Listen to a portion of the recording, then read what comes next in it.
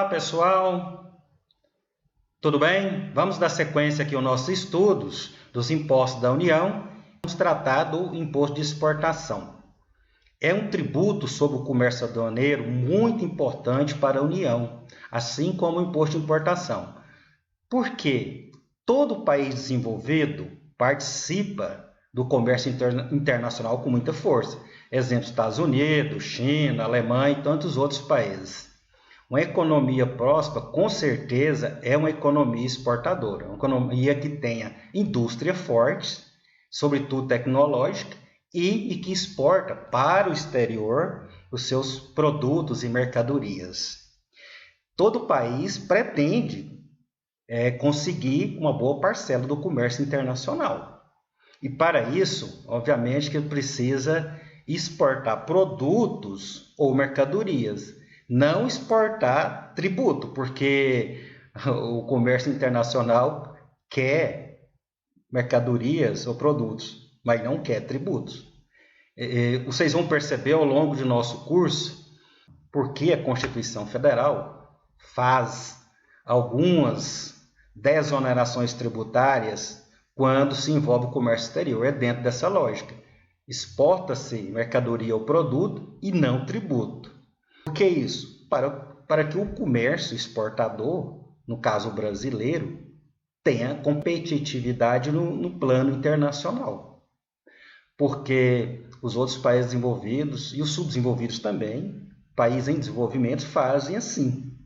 Desonera o comércio exterior, tributa a interna e tenta restabelecer um equilíbrio, né? E claro que o comércio exterior é regido pelo princípio da oferta e da procura. E é claro que os negocializados são de natureza contratual, porque nenhum país impõe a outro país, em razão de sua soberania, e muito menos ao não nacional, né, a compra de seus produtos ou mercadorias. Essa é uma máxima do comércio internacional que é regido pelo contrato e pela livre concorrência e pela vontade das partes. Vamos analisar então algumas premissas do imposto de exportação. Antes eu já peço que vocês deixem seu like, se inscrevam no nosso canal, compartilhem o vídeo e até daqui a pouco. Galera, estamos de volta. Então vamos analisar o imposto sobre exportação para o exterior de produtos nacionais ou nacionalizados. Qual que é a base normativa? Sempre a Constituição Federal, artigo 153, inciso 2, e também o parágrafo 1º, que trata de flexibilização de alguns princípios constitucionais referentes à limitação do poder tributário. Igualmente o faz o artigo 150, parágrafo 1º. No CTN encontramos as disposições sobre o imposto de exportação, nos artigos 23 a 28. A norma básica desse imposto é o Decreto-Lei 1578/77, muito parecido com aquilo que eu já me referi em relação ao imposto de importação. Também, esse Decreto-Lei foi recepcionado pela Constituição Federal como tendo status de lei ordinária federal e, portanto, pode ser alterado por outra lei ordinária. Então, o imposto de exportação incide sobre mercadoria nacional ou nacionalizada destinada ao exterior. O que é uma mercadoria nacional? Sim, feita aqui nas fronteiras nacionais, né? Claro que se pode importar insumos, peças de outro país e dar o acabamento aqui no país e exportar. Inclusive, quem faz isso tem uns regimes aduaneiros especiais com relação à desoneração, mas não é o caso a gente mencionar agora. Mercadoria nacionalizada é aquela mercadoria estrangeira importada a título definitivo, porque a indústria, o comércio que esteja aqui no território brasileiro pode importar essa mercadoria e depois reexportar para outro país. Então, a mercadoria pode ser tanto nacional como nacionalizada, né? Aquela importada a título definitivo. Para efeito do cálculo do imposto, considere-se ocorrido o fato gerador na data do registro de exportação no Sistema Integrado de Comércio Exterior. Então, quem coordena basicamente o comércio exterior aqui no Brasil com relação principalmente o imposto de exportação, é o Siscomex, que é o Sistema Integrado de Comércio Exterior. O imposto será calculado pela aplicação da lei de 30%, e essa lei pode ser multiplicada por 5. Mas em razão do uso extrafiscal desse imposto, ou seja, do imposto de exportação, há muita alíquota zero e há muito incentivo para se exportar. A base de cálculo do imposto de exportação é o preço normal que a mercadoria ou sua similar alcançaria ao tempo da exportação em uma venda em condições de livre comércio internacional. O que a norma quer dizer isso? Que, como eu me referi na aula anterior, que o comércio internacional é regido pelo princípio arm's length, inclusive um princípio adotado pela OCDE. Então, o que se espera e o que o governo sempre calibra essas operações de importação e exportação com base no livre comércio. Quanto que a mercadoria está negociando o preço médio no mercado internacional? X. Para isso, temos esse balizamento aqui, porque se o contribuinte subfatura a mercadoria que vai entrar no Brasil, por exemplo, ou superfatura, tem uma consequência. No Brasil, a gente tem chamado preços de transferência, quando o contribuinte faz operações internacionais. Isso envolve tanto importação quanto exportação, porque o preço tem que seguir sempre o padrão de mercado, que é o arm's length, que é o princípio da livre concorrência internacional. Quando se reforja isso, o governo faz a calibragem, faz uma auditoria, consulta os preços que estão sendo praticados com mercadorias iguais, se não houver iguais, similares, e recalibra o valor dessas operações. Então, sempre para manter o princípio do livre negociação entre as partes, inclusive no comércio internacional. Diria aqui que o imposto de exportação, segundo o decreto-lei que eu mencionei, pode chegar até 150%. O contribuinte do imposto é o exportador, se considerar qualquer pessoa que promove sair da mercadoria do território aduaneiro. Só lembrando que o território aduaneiro é todo o território nacional. E para garantir a agilidade na política extrafiscal, porque esse o imposto de exportação, não é eminentemente arrecadatório, ele é extrafiscal, há exceções, que quando a gente estudar as limitações ao poder tributar, veremos com mais vagar. Há exceções no princípio da anterioridade ordinária, 90º, anterioridade ordinária de exercício financeiro, 1º de janeiro a 31 do 12 de cada ano. A 90º é a chamada noventena, popularmente chamada de noventena, ou seja, de 90 dias. E também, então, há exceção para o imposto de exportação na anterioridade ordinária, 90º, e do princípio da legalidade.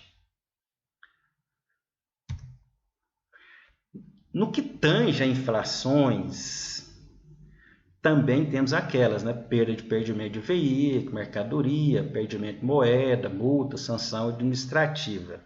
Você pensa assim, é de perda de veículo, de mercadoria, isso é possível acontecer? No imposto de importação já vimos que é muito recorrente. Agora, na exportação é possível acontecer? Sim, acontece, já aconteceu e acontece. E poderá acontecer muitas outras vezes.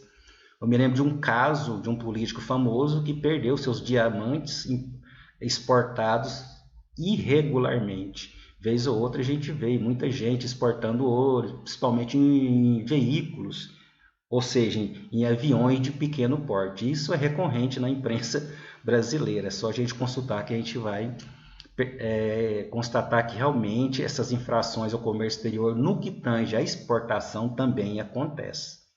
Então já houve o caso de diamante e o caso de ouro exportado regularmente é muito comum. Aqui mesmo em Goiânia, no aeroporto Santa Genoveva, já houve várias apreensões assim. Uma questão importante aqui também, que eu não mencionei anteriormente, é que os tributos aduaneiros, imposto de importação e exportação, tem um regulamento, pessoal, que eu mencionei anteriormente, que é o regulamento aduaneiro, que atualmente é o decreto 6.759 de 2009. E é o regulamento aduaneiro. Então, tudo que vocês quiserem, pesquisa que está lá. As normas estão super atualizadas. Com relação às questões mais polêmicas envolvendo o imposto de exportação, a gente pode mencionar uma aqui que era muito questionada e que o Supremo Tribunal, muito debatida, que o Supremo Tribunal Federal resolveu. Então, o Supremo firmou um entendimento de que as imunidades, vamos ver lá na frente, as imunidades, pessoal, estão dentro das limitações do poder tributar. São imunidades, são princípios. Essas são as garantias do Estatuto Básico do Contribuinte no Brasil. A gente vai estudar lá no tema limitações constitucionais do poder de tributar. Assim, o Supremo firmou o entendimento de que as imunidades constitucionais do artigo 149, parágrafo 2º, inciso 1, que trata de imunidade de contribuições no que tange à exportação, tá, pessoal? Do 153, parágrafo 3º, inciso 3, trata do IPI, estende-se às empresas optantes pelo Simples Nacional.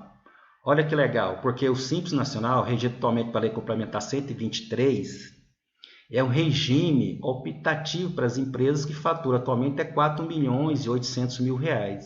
Então, no único documento de arrecadação, que é o chamado DAS, documento de arrecadação do Simples Nacional, os contribuintes pagam os impostos da União, se for contribuinte de ICMS, paga o ICMS, ou se for prestador de serviço, paga junto com os tributos da União e contribuições previdenciárias também o ISS.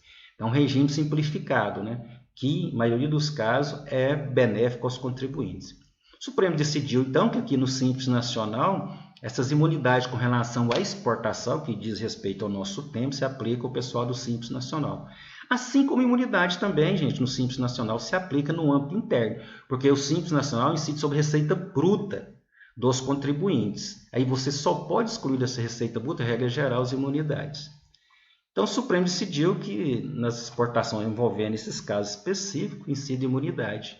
Mas essas imunidades não incidem, por exemplo, sobre a contribuição social sobre o lucro líquido e contribuição previdenciária patronal. Por quê?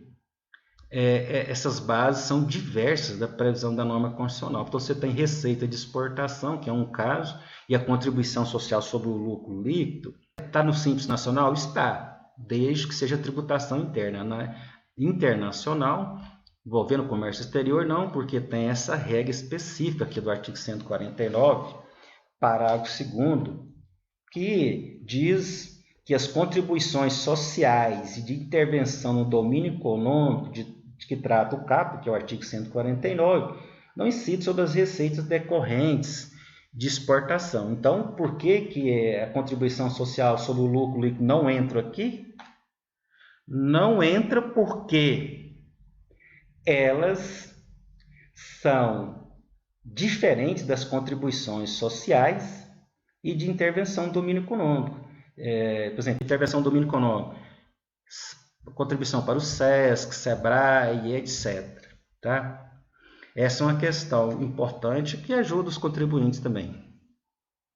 Outra, de igual natureza, bastante importante, diz respeito também à imunidade, só que nas chamadas exportações indiretas, pessoal. Então, no comércio exterior, você pode ter exportação direta e indireta. Exportação direta, o próprio contribuinte faz. O contribuinte arruma um jeito, porque exige-se muita logística para poder exportar. Você não basta ter o cliente no exterior. Você tem que ter o transporte até o porto, etc. É muito trabalhoso e burocrático. Ou o contribuinte fazendo isso diretamente é chamado a exportação direta. Ou o que os contribuintes preferem, muitas vezes, contratar as empresas de exportação. Sabe, essas empresas são consideradas como trading. Contrata essas trading porque elas têm toda a logística física e têm toda a expertise burocrática para poder promover a exportação. Então, o Físico Federal dizia, nesse caso, porque a exportação não é direta, não se pode beneficiar-se daquela regra de imunidade que a gente está referido aqui do artigo 149, parágrafo 2º, inciso 1 da Constituição Federal, mas o Supremo Tribunal resolveu isso num recurso extraordinário 759.244, sim, que mesmo das importações indiretas, ou seja, aquelas feitas por empresas, pelas companhias chamadas trading, exportadoras, essa imunidade sim ainda prevalece. Pessoal, então era isso sobre o imposto de exportação. Se você gostou do nosso vídeo, deixe seu like, se inscreva no canal, compartilhe o vídeo com os amigos, familiares, colegas de faculdade, concursantes, todas as pessoas interessadas. Até o próximo vídeo.